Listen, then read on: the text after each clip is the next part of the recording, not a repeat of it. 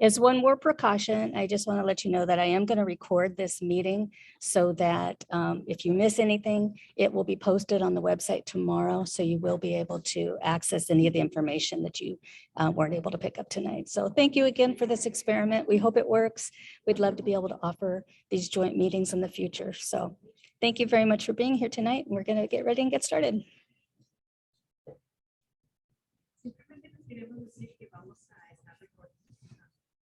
Vamos a hacer récord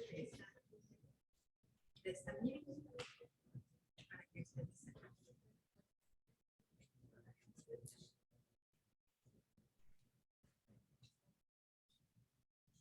All right, are we ready? Good. Are you on Diane's computer? Okay. Good evening, everyone, parents and guardians, community members. We are doing something that we haven't done yet before, and that is we're hosting a meeting online and in person at the same time. So we have about 12 folks or so who are joining us online. Bienvenidos a la reunión. Zoom meeting. Les queremos dar la bienvenida. Vamos a empezar y vamos a estar grabando la junta. And we have all of you here. So thank you for exercising whatever option you had available to you this Muchas evening. gracias por estar aquí con Being nosotros. present. We do have a lot on our agenda to cover. This is also our first in-person option that we've had this year. For Esta our es DPAC nuestra DELAC primera meetings. junta que We're very tenemos excited en persona. to be back in person. We welcome you to our first in-person hybrid meeting. Les queremos dar la bienvenida a nuestra primera junta en combinación en línea y en persona. I'm the Director of Diversity, Equity, and Inclusion here in the Oceanside Unified School District. And we have a lot of folks with us this evening who will be introducing along the way. These are for our friends who are joining us. Queremos que por favor vean las instrucciones.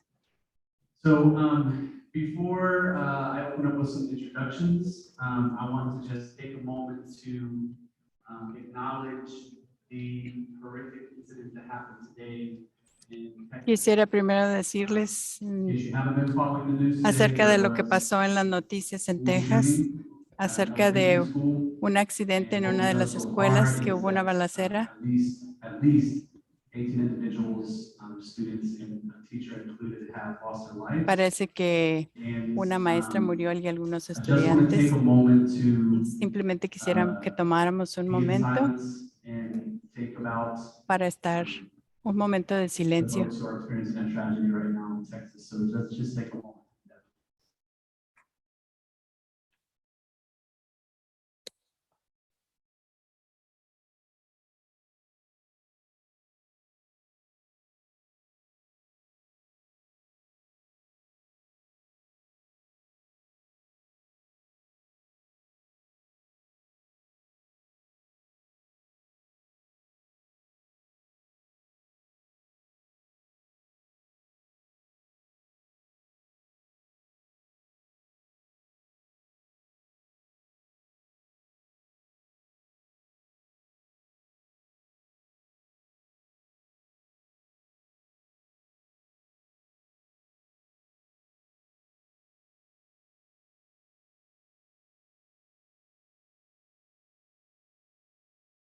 What we do as a school district to be safe, to be prepared, what training our folks have when it comes to situations like this.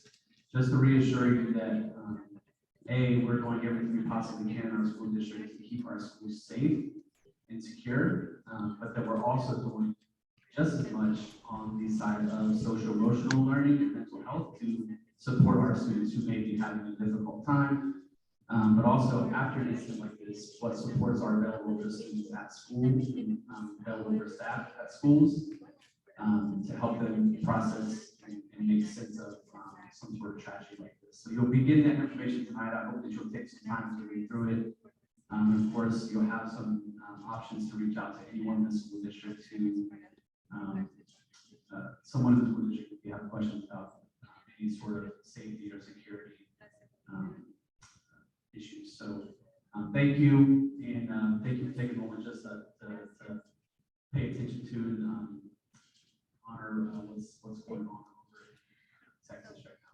a very difficult. I don't think the English process on a day-to-day today. What we'll be covering tonight, we'll have Tracy Schmidt, who's our coordinator of Family Student Services, join us in a few minutes to go over registration and data confirmation for the coming year. Things that parents, guardians should know when they're registering their students or when students are returning. And then we'll have some time to review our LCAP end-of-year priorities, and you'll be able to get some feedback on those priorities. That's why those posters are back on the wall. For our folks who are in the Zoom room, they'll have an option to do that as well. And then we'll have a couple of items that we're looking at towards the end around early childhood education. For anyone who has those new students who are coming to us, but also we'll be reviewing some things in our Elac meeting, which is for our parents, guardians of English language learners, just to update you on kind of some end-of-year things and also get your approval on something which we think will provide some more options for our students who are English language learners or more bilingual learners. So that's all we're going to try and cover tonight. It's a lot. And before I go any further and pass it off to Tracy, I'm going to ask Ms. Collins to share just a quick piece about her CTE. If you want to do an advertisement commercial.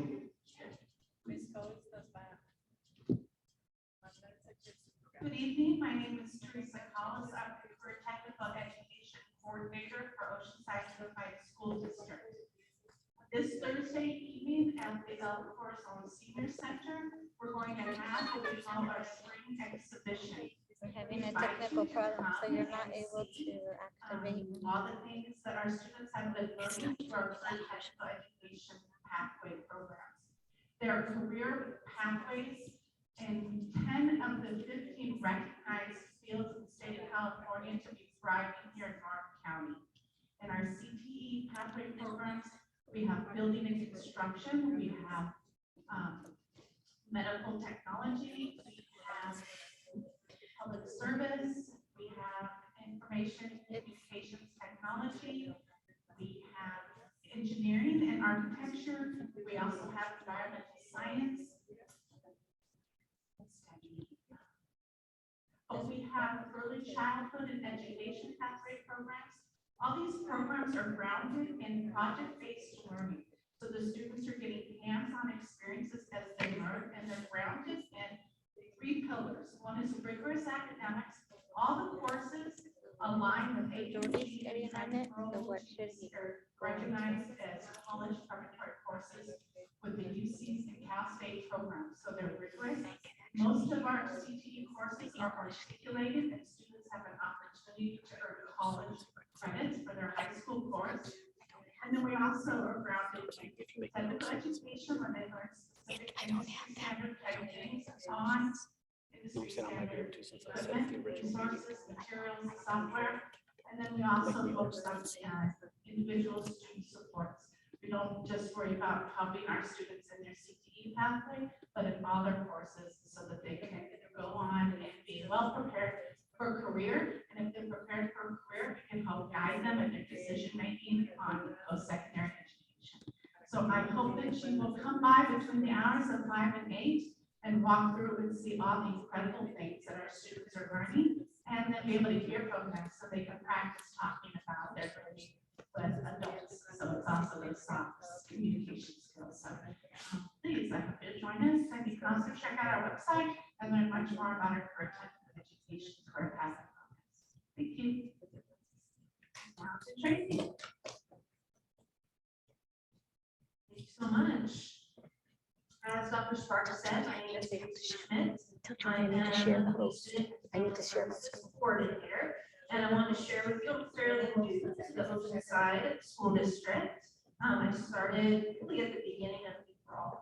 And what I wanted to share is that one of the things that very much drew me to this district is its emphasis on community and the partnership that the district has with its families. So I'm extremely excited as well as grateful to be here and to be part of all of you. And I thank all of you that are in our audience here tonight, as well as Zoom, especially this evening as we have heavy hearts as we reflect on the shooting today. Thank you again for your participation. So I'm here to talk about our OUSC registration process. So when you talk about registration, there's really two aspects to that. There is our new student registration process. That's for our families that are brand new to our district, as well as our data confirmation process. That's for our current students who will be returning to us next school year. So what I'm going to start off tonight is I'm going to start off talking about the new student registration process, right? Our brand new families. And as part of our focus on welcoming our families to our district and wrapping our arms around them, we want to make sure that that registration process is as simple and as seamless as it can be. Right? Because it can be very daunting starting in a new school district and wanting to know what is it that I have to do. Okay? So that's been our real focus, is how do we make this as accessible to our families. So the first step, if I'm a new family, is I can go ahead and I can engage in our online new student registration form that can be found directly on our USD website. There's actually a hyperlink there in the presentation. It takes you directly to information for our new families about how to get started with that process. And in that online form, you have the opportunity to share all of your information about your students, as well as all of the information about you as a family, and your emergency contacts, your information about health, all that wonderful stuff that's going to help us to be able to support your student. Also, as part of our enrollment process, is there some documentation that needs to be shared with the school so that we can, again, get to know you better. Those documents include our proof of residency, right? So that we can make sure that we have links to the school in which the area in which you reside, a proof of birth for our students, and so we have that critical information about the student as well as about their family members. Immunization records. We do want to make sure that our students are up to date with their job record and to ensure that we have a healthy and safe environment for all of our students. And then depending, these documents aren't necessary for every student. And again, if you're coming in as a new student in grade 6 to 12, it's really helpful to have your previous transcripts. And if your student is one who's supported by a 504 plan or an IEP, those are important documents for the school to be able to have and to review. We have to make sure that we're doing everything we can to support your student in their education. The wonderful thing about the process and our new student registration is you can actually upload all of those documents while you're completing the online process. You might never have to actually come to campus and provide those copies. It can all take place while you're engaging with our new student process. But we also know, right, technology is supposed to make life easier. And here we are, I'm speaking with you, and there's people in Zoom somewhere that are also able to access today. So it's a wonderful thing with technology. But I think some of us also know sometimes it can make life a little more complicated. There are many of our families who have difficulty accessing the internet, have difficulty kind of navigating the process, and how they go about uploading the documents. So we want to be able to support those families as well. And so on any school day, we want to be able to make available in-person support for our families, especially our incoming families who are new to us, to help them navigate the new student process, or if they just want to bring a hard copy of their student's shop record, they can do that.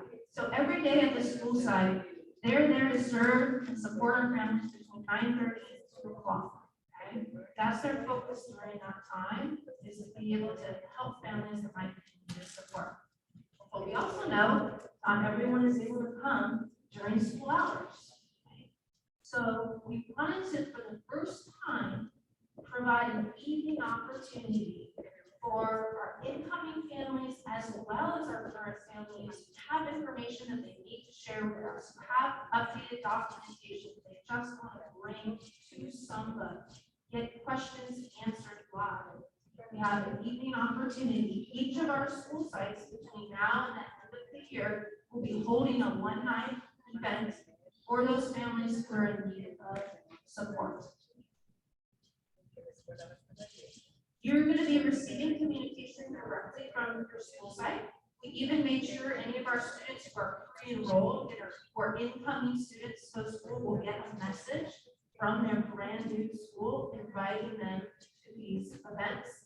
And if you're a returning family, you'll also be receiving that communication. But what we wanted to share with you is this is just an overall list of all of our schools and what date that evening event is going to take place. Again, just want to make it very clear, it's only for our families who really need in-person registration support. Okay? For each school, they'll be there to serve you between 4:30 and 7:30 p.m. on that night. So now I'm going to switch over and talk a little bit more about our current families, right? Those who are going to be returning to us. So they don't need to go through a new student registration process, right? Because that's for brand new incoming families. But for our returning families, they're going to be asked to complete a data confirmation process at the end of July. And what that is simply confirming that the information that we have in our school-wide information system is still correct. Or if you want to make any adaptations or modifications or share your information regarding your students' health or share information that might be different than what we had before, data confirmation is that opportunity for you to do that. It's really important to know that families must have a parent portal account through Aries in order for them to receive the notification at the end of July that it's time to complete the data confirmation and to actually engage with that process. So please share the news, especially with our newest families. To go ahead and on our website, there's directions on how to create an Aries parent portal account in preparation for that data confirmation process that's going to happen in June. One thing, again, we're very excited to share, which is new to us this year. Previously, we had asked all current families, even if you hadn't moved, to still share an updated proof of residence each year. We're no longer asking families to do that. Take one layer off, right? It's all an effort to make things more seamless. So unless you've moved during the school year and have a new proof of residence, that's the only time that a current family would have to provide a proof of residence. So that's a bit about our registration process, right? New students, returning students. The last bit of information I want to share here is that this year we had over 600 families who applied for what's called an intra-district transfer, better known as school choice. Okay? But those are our families who have applied to have their students attend a school other than their school of residence beginning next school year. So we've been going through those applications, we held a lottery, and notifications about the results of that lottery are being mailed out tomorrow to our families. So our families are going to get information again via mail about the status of their application. I do have to say that due to space, we were not able to approve every single one of our transfer requests, but we are going to continue to monitor space all the way up through the beginning of the year. So even if you're a family and potentially you receive a notification saying that there's insufficient space, it's something that we're going to continue to keep our eye on. The situation is fluid. If it changes, potentially we may be able to do additional approvals later in the summer and up to the beginning of the school. So I believe that concludes my section on registration. So at this time, I will go ahead and turn it over to Ms.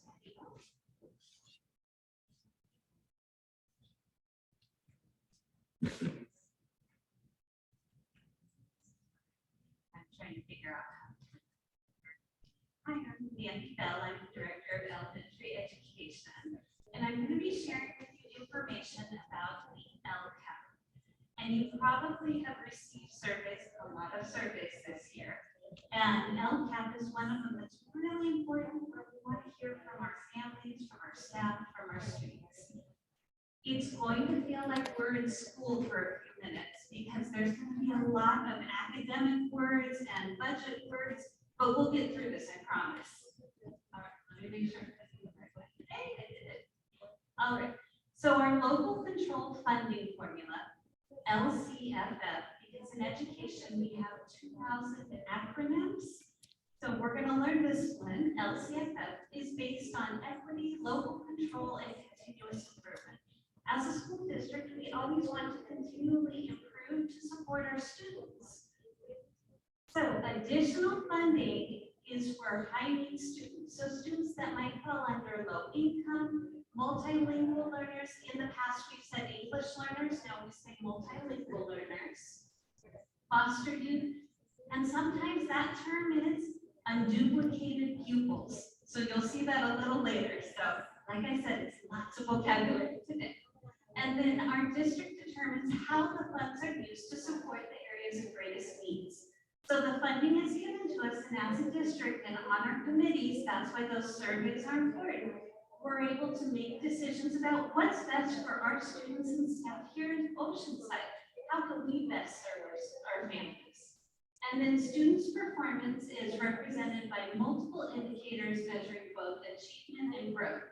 So we use measures like our California dashboard, but because of COVID, everything was kind of on pause. So you may have heard of iReady or STAR data. This year, right now, many of our students are testing with SFAT. The state test is probably what the students are calling it. So those are measures that we use to see, are we improving or do we need to adjust to continue to improve? And then it describes our district's goals and actions. So the LCAP, so we have LCFF, now we have LCAP. The LCAP, Local Control Accountability Plan, is how our district is coming up with goals and actions and what are the steps we're going to take to support our students here. And then it's how is the funding tied to that? So where does the money go? How are we aligning it to all the actions? This will get clear, I promise. Here we go. So this is en español. Si quiere leer. Voy a esperar un momentito. So maybe just a minute for those of you.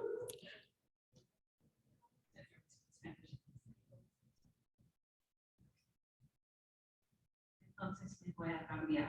I'm going to change the slide now. So our LCAP background. It's a document that lives for 3 years. So the action items we have, they live for 3 years. So it is ours currently right now is 21-22 school year, 22-23 school year, and then it'll go 23-24 school year, and then we can change the action items. Right now, we cannot change the action items, but we can change how much funding they're giving to each action. So each, the LCAP has to include those annual goals for the student groups that I mentioned before, and then metrics for each priority. So how are we going to measure growth? How do we know we're doing a good job? What do we need to change? And then the effectiveness. So we write in the document, how are we doing? We reflect on it and then come up with a plan to address the areas that we need to, things that are working well, we're going to continue with, and things that need to be adjusted, we'll make the adjustment and continue to see that growth. And then, like I mentioned, the California dashboard, there's pockets of data right now, but because of COVID, it doesn't have all the information that it typically has. And then input from school advisory groups. This is all of you here and those of you in the Zoom land. This is all of us and our opportunity to provide input on our LCAP and the action items that we have. Entonces está en español.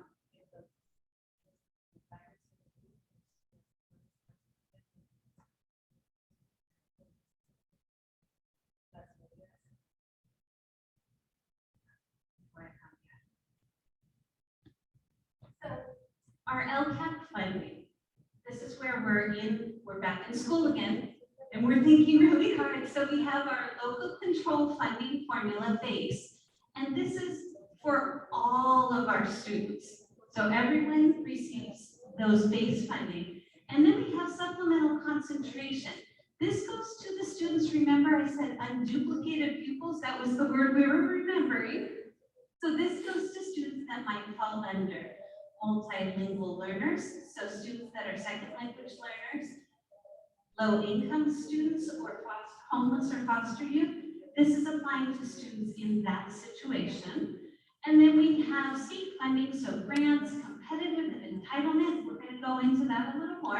And then federal funding, titles 1 through 4. So there's a lot of terms going on here. So then we have another document. So we have our LCAP, and now we have the Consolidated Application. So this is a term we call CONAP, and it's used by the California Department of Education to distribute categorical funds.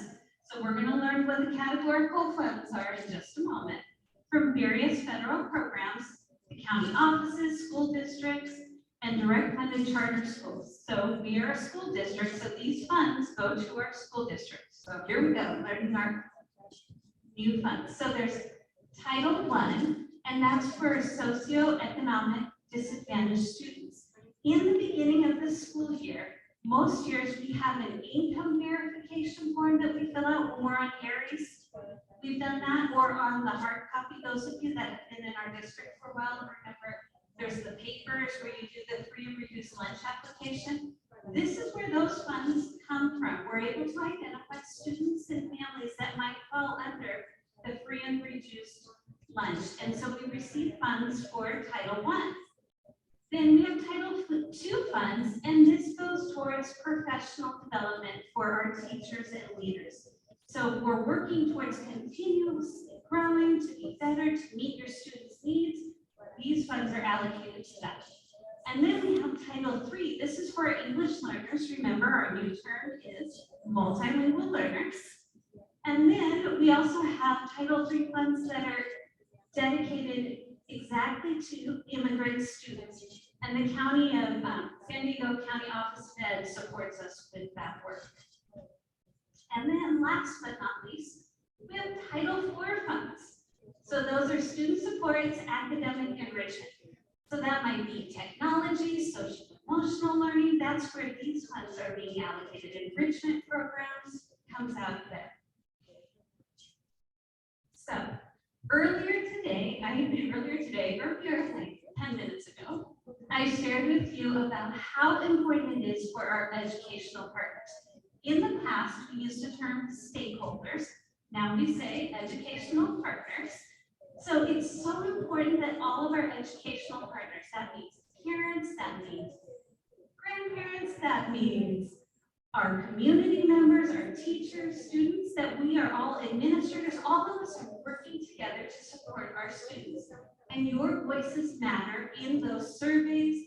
Being present here tonight is so important, and we are so grateful that each of you took time out of your night to be here, to have a say in how we are doing things in Oceanside and how we can improve. So when we're looking at these groups, it's students, parents, teachers, administrators, principals, other school personnel, and our local bargaining units. So that is our teacher union, which is Oceanside Teacher Association, and then also our CSEA union for our classified staff. So before we adopt the LCAP, and the LCAP is adopted by the board, so on June 14th, you can come here to Chavez and you can see the presentation on the LCAP that all of you are going to provide some feedback on, or you can watch it. I think it's streaming on KOCT. And we will, before we adopt it though, we need to make sure that we have your input. So we will be engaging in an activity. All of you will be getting out of your seat here. And then I believe Ms. Wickman will be describing what will happen in the Zoom. The other thing I wanted to share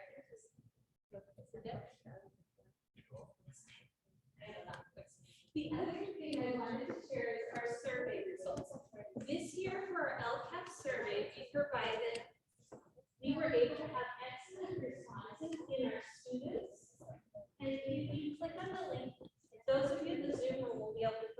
these, but if you would like to look at the responses, you can click on the link there. And then we had over 1,200 students in K2 taking the survey. Grade 5, over 1,700 students taking the survey. Secondary, over 2,000. Out of our staff, over 552. And then our families was a little bit lower this year at 1,200. But we recognize you have the Bright Bite survey, you have, I believe there's an equity survey, there were multiple surveys. So we definitely heard your voices. All right, look at that now. And then we also had discussion questions, which should have taken place at your school site during school site council or your ELAC meetings at your school site. So, our educational partners did have some priorities. They wanted a variety of elective courses. And what we did is we prioritized the number of responses. So that was staff, families, students. This is what they're saying. We want this. They also wanted tutoring to support struggling students. So when students are having a difficult time learning, they want to get better, so they want a little additional support. Release days for teachers to plan and collaborate, which you might think is coming from the staff. This came from everyone because the teachers need time to plan together, to work together, to make amazing lessons for your children. And then social emotional learning supports. We know that we have been through a hard time with the pandemic, COVID, everything. It's been a lot. And students need that additional support. And they're saying, we need a little bit more. We want to make sure that we're mentally healthy also, that we're able to work with each other, to collaborate with each other. So these are things that were coming up. So we do have 3 goals in LCAP. One of them is all students graduate prepared for college and career. And as all of our families here and as our educational partners, I think that is what we want for our students, right? We want to see them be successful. Coming through Oceanside, TK, graduating, 12th grade, and then being ready for college or career, whatever that path may be. The next part, goal 2, is creating a safe and positive learning environment. Families, you trust us to keep your children safe and to have great experience at school. We are the other half of this partnership. So that is our goal 2 focus, and our actions are in alignment with that. And then goal 3, meaningful family and community engagement. So we want to have opportunities for all of you to share your input, as well as provide opportunities not only at the district level, but at the school site level, even the community. If you haven't been to Sunset Market recently, the Oceanside Unified booth is there. Come say hi, come visit us. So now it is your turn, and it's going to be like school for a minute. Those of you on Zoom are going to be engaging in an activity similar to what we're doing here in person. So families in person, I'm going to explain to you, and I think Ms. Wickman will do the digital version of it. In the back, there are posters. If you all want to turn it this way. So those of you in the Zoom, I'm going to put a link in the chat for you to be able to interact and give responses to the questions. Are written right through here, and then you'll be able to provide comments. You can write on the poster, or if you want to use a sticky note, if you have questions or you have a comment about an action, feel free to do that. There is translated, so está en español aquí, and then it's also in English right here. And then you can provide comments. So this is goal 1, academic achievement. Goal 2, about safe and positive learning environments. And then goal 3, meaningful family engagement. So we'll give you about, I think you maybe 10 minutes or so to kind of look through. Feel free to write on the poster or on a sticky note. If you need someone to translate, there's many of us from our district that would be happy to help.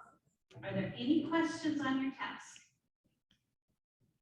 All right, everyone's out of their seat and coming and writing on the poster. You don't have to start at goal 1. Okay, so for those of you in Zoom, this may be a new process for you. If you click on the link that I added to the chat, you will be directed to a screen that's called a Jamboard. And what this will allow you to do, each of the 3 goals that the participants here in the room are going to be responding to, you will have the opportunity. So if you look up here in the top, you'll see it's one of 3 screens. So this first one is goal 1. If you click, you can get to goal 2, the create safe and positive learning environments. And then goal 3, meaningful family and community engagement. The way that you connect is over on the left, you'll see the icons. And if you click on this little, it looks like a Post-it note, which it's called a sticky note. It comes up, you can type your response onto the sticky note, and then you save it, and it will appear on the board. And you can move it around. You can change the color if you want. You can edit. So if you don't like what you responded, if you want to change the color, you can click on the color and make your note different. So you'll each be able to control this on your own. So if you click on the link, go ahead and respond to those 3 goals. I'm going to put the screen back up that had the more detailed information regarding the 3 goals. And if you're having difficulty using the Jamboard, please feel free to type any of your comments into the chat, and we will capture those as well. If you do that, if you could please just indicate if you're responding to goal number 1, goal number 2, or goal number 3. That way we can keep track of your responses. And also, if you have any questions, feel free to type those into the chat and we'll respond to those and help. But thank you so much.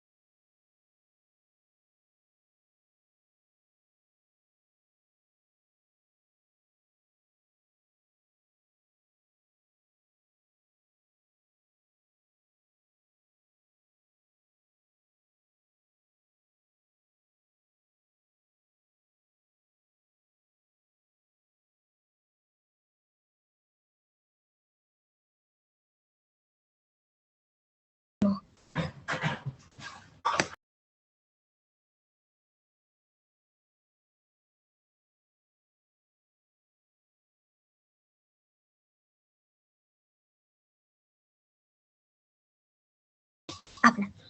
Bueno, no se escucha lo que están hablando.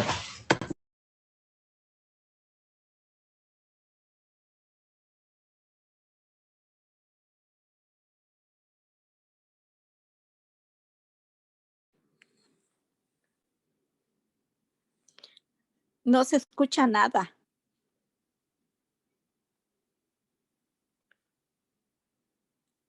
Bueno. No escucho que hablan.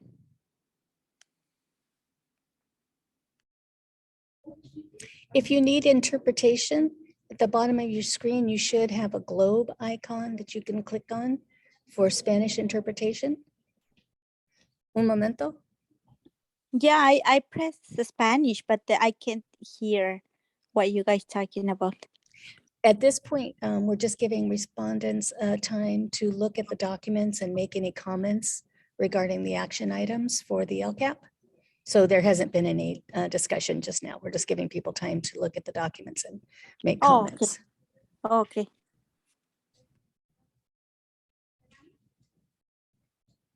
For those of you in the chat, in the Zoom, I also included the actual LCAP action items document that gives you some more detailed descriptions of the actionable items. So if you want to take a look at that and make more detailed comments regarding the action items, and that this could include questions that you might have or further comments.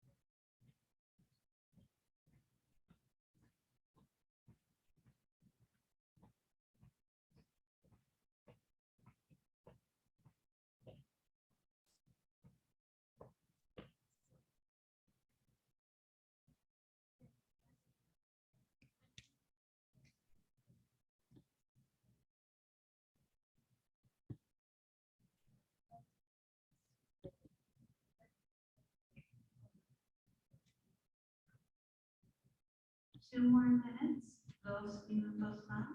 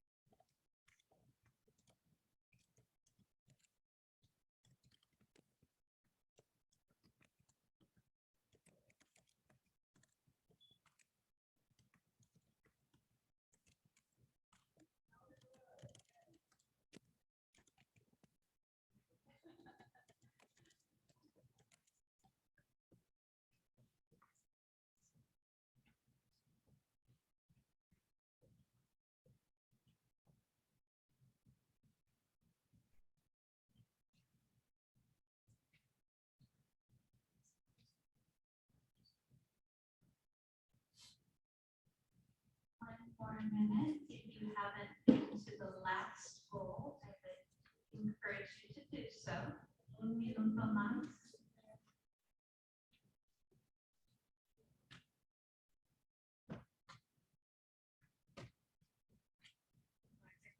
We can put these guys away.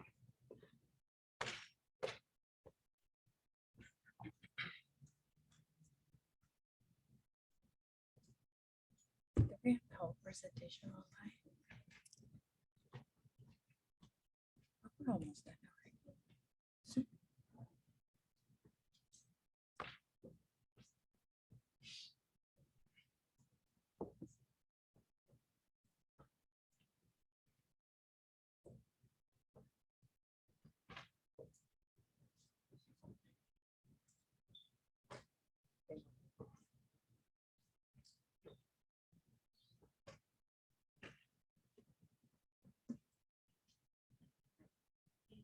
catch your thoughts, you can head back to your seats. It's like being in school es como una escuela de la noche. So I'm going to return to the slide deck of the presentation. Those of you that are in the Zoom, you will have access to this Jamboard, so you can continue adding information to it. But I'm going to go ahead and return now to the screen presentation.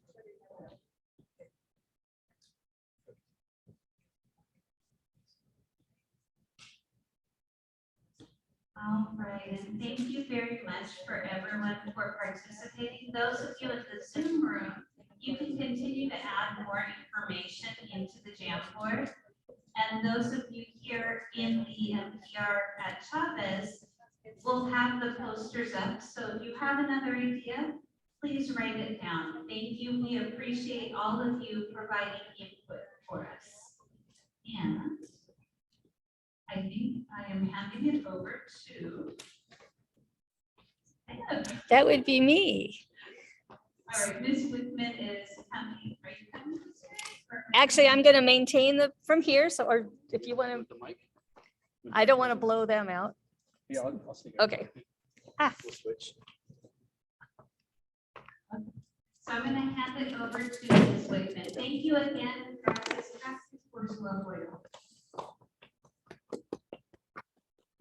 How do you think we don't have information?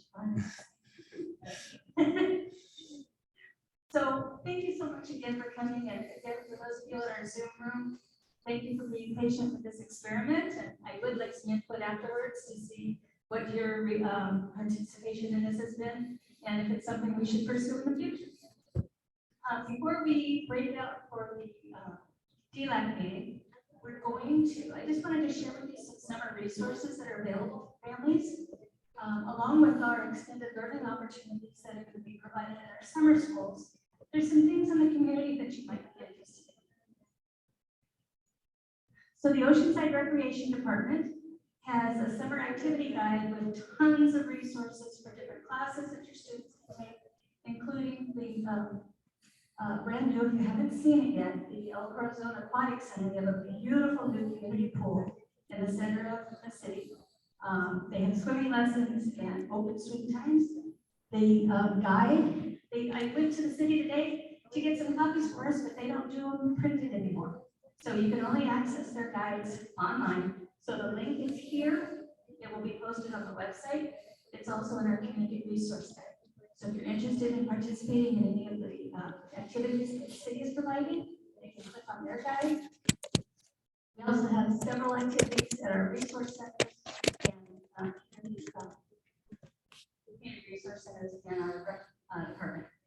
The Oceanside Public Library is going to be having some summer reading programs. I do have some information here on the desk before you leave, if you're interested in that. Also, you can access any of that online. Boys and Girls Clubs of Oceanside, YMCA, have summer camps and programs that are available. Mariposa College is reinstating their Kids and Youth Academy, their college for kids, and have several activities that they'll be offering at their Oceanside campus. You'll need to click on their website to get that information. And also we have a lovely art studio here in the valley in Oceanside called Studio Ace, and they have ongoing programs available for students. I did want to let you know also about our summer lunch program that will be going on. So all of our summer school sites will be having the free curbside student breakfast and lunch pickups for children under the age of 18. They will be open the same days and time frame as our summer school, although they will be providing lunch and breakfast on Mondays as well, where our summer schools are going to be open from Tuesday to Thursday. They will be providing meals on Mondays. And that's all of our summer school locations. And then also, I'm not sure if you're aware, we have a partnership with Tri-City Pantry. Is an organization that has been doing food distributions at several of our sites here in Oceanside throughout the school year. And they're going to partner with us and continue those food distributions during the summer. So we are going to move the locations for our summer distributions. The location down in the valley is going to be at Libby Elementary School. And then up in the Mesa, we're going to have it at our ESS building. Those will be bi-weekly food distributions, so we meet every other week. And we'll hopefully stagger it so that you'll actually have access to food every week. But the days and times are still to be determined. So if you check our website or call either the ESS or Libby, will be able to give you those times. They've been a wonderful partnership with us. Most families will walk away with about 5 bags of groceries, including perishables, so meats, breads, produce, along with canned goods. And they also most frequently have diapers and other household items available. So that will be going on throughout the city. So Ms. Amaret Reed, we're going to turn over. She's going to talk to us a little bit about our early childhood programs.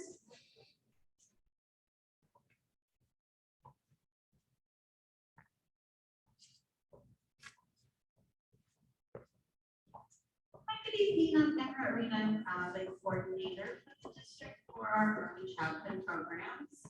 And I just wanted to share that we have a lot of programs to offer in Oceanside for our children ages 3 to 6. So we have our state preschool program, then we have our transitional kindergarten program at every school site, and that schedule mirrors our kindergarten program. So all of our students in Oceanside have access to early childhood. The special thing about our district as well is that we will begin this year to be offering after and before care for our littlest ones, which we really are excited to be able to provide families with new programs that are enriching. And there's visual arts, performing arts, science, physical education, and lots of different things that each school will be providing for our students. So you will still obviously have the choice to go out to other agencies, but you also will have the choice to keep your child here in the district. So that's something very exciting for our little ones. We also have our dual language program, which we have one of our principals here representing. So if you have questions about that, that begins in kindergarten at San Luis Rey and Reynolds Elementary. And then we also, starting with kindergarten, have our program at Surfside. So that's a little more flexible for families who maybe travel or just want to have a different experience and have more of a part in their child's kindergarten experience. So if you have questions, you can go to our website. There's a website for preschool, TK, kinder. All of these programs have a dedicated website. You can give me a call. I can share information or pass on the school information to you. And I am open for questions if anybody has any questions about that. If not, I think I'm turning that over to Dr. Sparks. And thank you again. I just want to say again, just like Ms. Ball was saying, I appreciate you coming tonight. It's hard after working all day, trying to get dinner going, etc. So we do appreciate you coming and sharing this information with your friends and neighbors.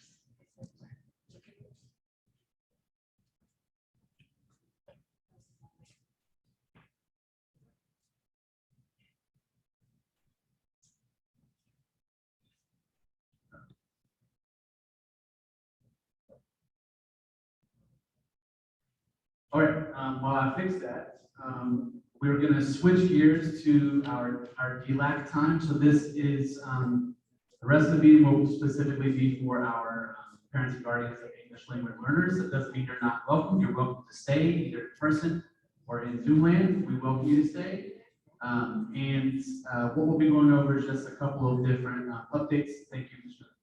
A couple of different updates and one item that we'll be asking for approval from our DPAC committee. So I'll be doing this alongside Alma.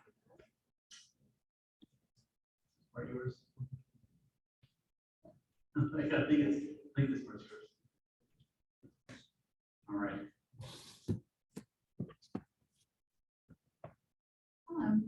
everyone. I'm Alma Casillas. Buenas noches. Gracias por estar aquí con nosotros. So I'm here to present about the reports. So all multilingual learners have to take the LPAC. So we now have reports, or the scores have come in, so you will be getting a report sent to your house, okay? You will get a report that looks like this. It'll give you the overall score, proficiency level of the language, English language. But on the second page, there are 4 domains that you can also look at. It'll give you the score of reading, writing, speaking, and listening. So if you have any questions on that, even after you get it, please let us know. We're more than happy to explain what the scores mean. And then also looking at reclassification, because we use these scores as one of the criteria to reclassify students so they can be exited from ELD. So the goal is to score 4. So there's 1, 2, 3, 4.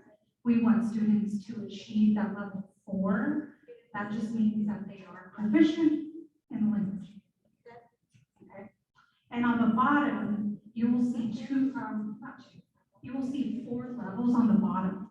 For each grade level, it is different. Okay, so keep that in mind. If you have 2 or 3 kids, the scores are going to be a little bit different. So that's just the 4 areas that you will see different scores on. Okay, so this is the reclassification criteria revision. So I believe Dr. Sparks is going to clarify this. This is some good news. So the process for reclassification is when a student will be exiting English language services, which opens up a lot of opportunities for them, especially in the middle school and high school. So it kind of means that they have graduated from receiving English language services. They have shown that they are proficient and can move out of the specific support around services. They will still be monitored for a total of 4 years, meaning that we will keep very close eyes on them and make sure that they are performing and doing well in their classes and not having to, making sure they're not slipping and needing some additional support. So even though they're exited from services, we'll still keep an eye on them for at least another 4 years. But one of the things that we are wanting to bring to DELAC for approval from the committee tonight is at the beginning of the year, we introduced a new form, a new assessment that could be used to determine whether or not a student could be classified. There are multiple criteria, so one of the things that's required is that a student gets a 4 on the LPAC. If a student gets a 4 on that LPAC test, it triggers the ability for us to say, okay, if they meet this other criteria, we can reclassify them and exit them from English language learner services.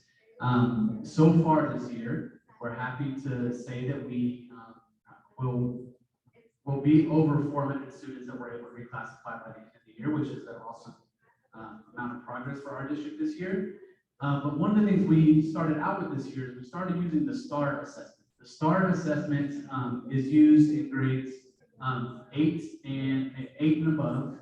And if you see, these are the different types of assessments that students could use. So SBAC is the end of the year test. The iReady test is the next column over with the 300s to the 500s. The STAR test is next. That's where the percentile is listed. And then any other ways that we might be able to help a student reclassify. What we're trying to do in OUSD is try to provide students with as many opportunities as possible to show that they're ready to exit out of services and have some more additional opportunities in front of them. At the beginning of the year, we set the percentile at the 25th percentile for a STAR test. Over the year, what we've seen is students who are able to reclassify or who get a 4 on the LPAC assessment are actually scoring around the 20th percentile. And so earlier in the year, we came to the DELAC committee, we said, hey, can you all approve us to use new criteria for the STAR assessment and allow students to reclassify if they get on the 25th percentile on the STAR test? You all approved it. We took it to our Board of Education. They approved it. we provided another pathway or opportunity for students to be able to reclassify. Over time, like I said, we found out that it's closer actually to the 20th percentile rather than the 25th. And so we're asking for the DLAC's approval to move the criteria from the 25th percentile to the 20th percentile to open up more opportunities for more students to reclassify. So that's what we're asking for. We're asking for your vote because if you approve it, we get to take it to our board in our June board meeting and ask them to approve it. And if that's the case, then we'll open up the door for more students to be able to reclassify and move out of English language services. So we'll do this by a simple vote. If you're here, you're participating in the DLAC vote. You can also abstain, so you don't have to vote. So what I ask is if you approve of a change from the 25th percentile to the 20th percentile for the STAR test, if you approve of that, you would just raise your hand. Those of you in Zoom, if you approve of this change, if you'll just either say yes or no in the chat for us. Okay, I'm 11 here. Dad, you'll let me know how many we have there. Is there anyone who objects to the vote? Changing the criteria. And if there's anybody in the Zoom that objects, please let us know.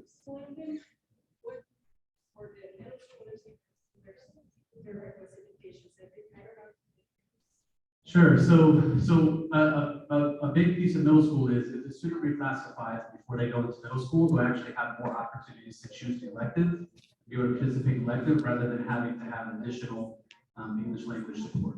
So it's really an opportunity for students to have more choice over their schedule, maybe select into some sort of elective that they find more interesting, and it doesn't shut them off from being able to have that elective opportunity. So that's a big change. But again, keep in mind that even though a student reclassifies, it doesn't mean that they're not receiving additional support or even that they're not being monitored. We'll still continue to monitor them for another 4 years. Okay. Did you have a number on the Zoom? 2 yeses, no objections. All right. So with that, we'll take this to the board in the second June board meeting, which I believe is June 28th, and ask for their approval. And if that's the case, if they approve that, we'll change our criteria and provide more opportunities for students to reclassify and have more opportunities in front of them. Also, I wanted to share with you all the annual notification letter. So every fall, for students who are in the ELL program or the multilingual learner program, you'll receive a notification of your student proficiency level in English. It's just kind of like a update or report that you'll get, kind of giving you a snapshot of where your student currently is. It will include their LPAC test scores. It will include any of their academic achievement scores, such as standardized tests at the end of the year, or whatever current grades they have. And also just general program information about ELL and multilingual learner services. So any student who's identified as an English language learner or a multilingual learner will see that report at the beginning of the year. An example, although it's not that easy to read. If for some reason you were expecting one and you do not get one, you're looking for your child's report, you can reach out to either the Educational Support Services Office, ESS, or to the Diversity, Equity, Inclusion Office, and we'll make sure you get a copy of that report for your child. And that is it. That's our time for this evening. We just wanted to get your update you on a couple of those items and also get your approval. We will be here for a little bit longer if folks have questions, if anything wasn't covered. And again, we just want to say thank you for giving us some of your time this evening, both online and in person.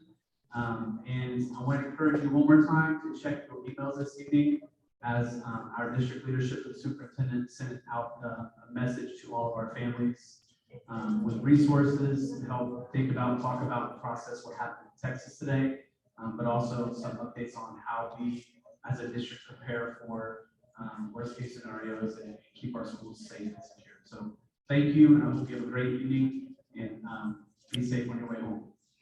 Dr. Sparks, we had one question from the Zoom. Sorry. Yes. A parent was asking if the STAR score will be included on the notification letter. Yes, the STAR assessment, if the students take the STAR assessment, it's one of those assessments that will show up on the application. So Kimberly, yes, if it is one of those assessments that students take, and not all students take that, so yes, it would be included. Thank you, everyone. Have a good evening. If there's any other questions, I'll be staying on.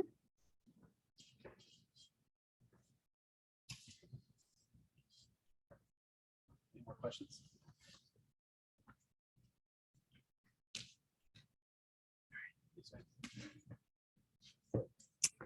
Once again, I want to thank you all for being patient with us tonight in this experiment. I would love feedback from you if you felt that this was worthwhile and it was something you would like us to pursue in the future. But thank you so much for participating and for allowing us this moment of grace. Yeah.